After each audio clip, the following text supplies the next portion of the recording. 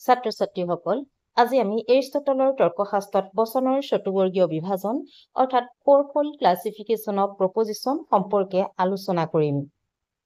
আমি জানো এৰিষ্টটলৰ তৰ্কশাস্ত্ৰত বচনক বিভিন্ন ধৰণেৰে ভাগ কৰা হৈছে। ইয়াৰ ভিতৰত গুণ আৰু পৰিমাণো এটা অংশ। গুণ আৰু পৰিমাণৰ মিশ্ৰ নীতি অনুসৰি এৰিষ্টটলীয় তৰ্কবিজ্ঞানক প্ৰধানকৈ 4টা ভাগত ভাগ কৰা হয়। গুণ অনুসৰি বচনক সদৰ্থক আৰু নয়াৰ্থক অৰ্থাৎ এফাৰ্মেটিভ আৰু নিগেটিভ এই দুটা ভাগত ভাগ কৰা হৈছে। সদৰ্থক বচনত বিধেয়ৰ উদ্দেশ্য সম্পৰ্কে স্বীকাৰ কৰে। উদাহৰণস্বৰূপে আমি দুটা ল'ব পাৰো, গাখীৰ হয় বগা আৰু আন এটা উদাহৰণ হৈছে কিছুমান ফুল হয় গুণযুক্ত। ইয়াত গাখীৰক বগা বুলি স্বীকাৰ কৰা হৈছে আৰু আনটো উদাহৰণত কিছুমান ফুলক গুণযুক্ত বা গুণ থকা বুলি স্বীকাৰ কৰা হৈছে।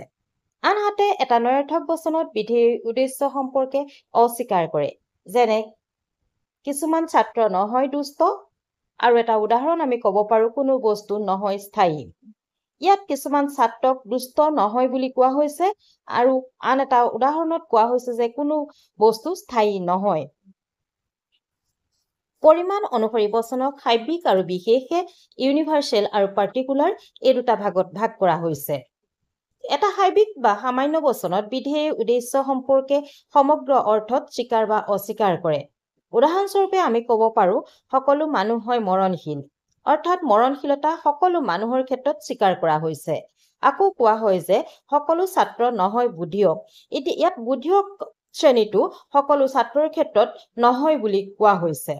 আনহাতে এটা বিশেষ বচনত বিধেয়ৰ উদ্দেশ্য সম্পৰ্কে আংশিকভাৱে স্বীকাৰ বা অস্বীকাৰ কৰে।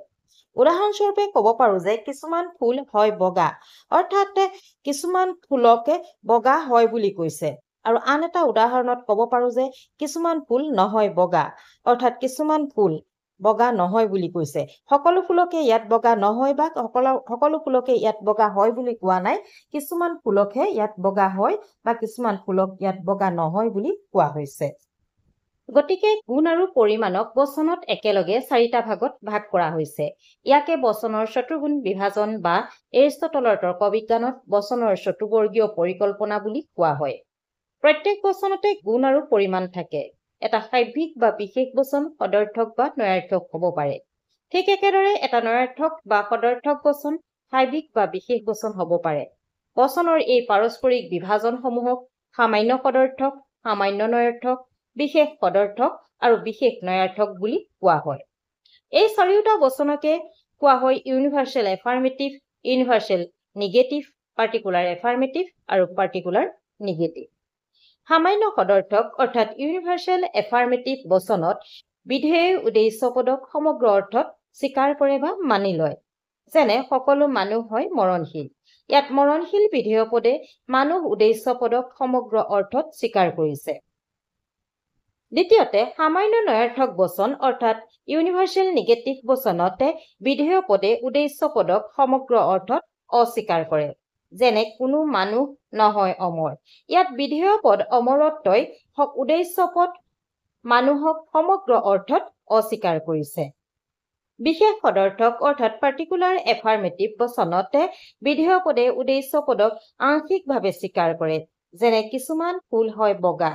ইয়াত বিধেয় পদ বগা উদ্দেশ্য পদ ফুলৰ ক্ষেত্ৰত আংশিকভাৱে স্বীকাৰ কৰা হৈছে, অৰ্থাৎ সকলো ফুলৰ ক্ষেত্ৰত ইয়াক মানি লোৱা নাই, কিছুমান ফুলৰ ক্ষেত্ৰতহে ইয়াক স্বীকাৰ কৰা হৈছে বা মানি লোৱা হৈছে।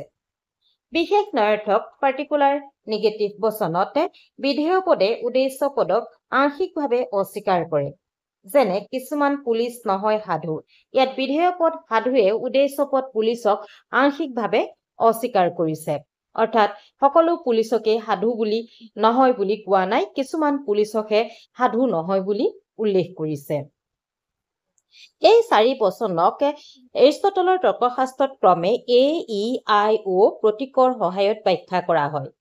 তৰ্কবিদসকলে যিকোনো নিৰপেক্ষ বচনকেই এই 4টা ৰূপত পাব পাৰি বুলি কয়। বচনৰ চতুবৰ্গীয় বিভাজন অনুসৰি বচনসমূহৰ প্ৰতীক আৰু আকাৰ অনুযায়ী তালিকা আকাৰে মই দেখুৱাই দিবৰ চেষ্টা কৰিছোঁ। এ, ই, আই, অ এই 4 বচনৰ এ বচন হৈছে সামান্য সদৰ্থক বচন।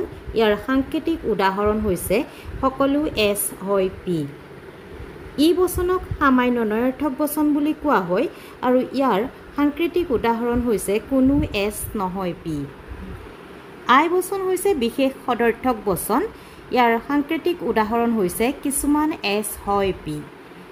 অ বচন হৈছে বিশেষ নয়াৰ্থক বচন, ইয়াৰ সাংকেতিক উদাহৰণ হৈছে কিছুমান এছ নহয় পি। ওপৰত এছ মানে ছাবজেক্ট বুলি কোৱা হৈছে, যাক উদ্দেশ্য বুলি কোৱা হয়, আৰু পি মানে হৈছে প্ৰেডিকেট অৰ্থাৎ বিধেয়ক। ধন্যবাদ ছাত্ৰ ছাত্ৰীসকল, তোমালোকে বচনৰ চতুৰ্বৰ্গীয় বিভাজন নিশ্চয় বুজিব পাৰিছা।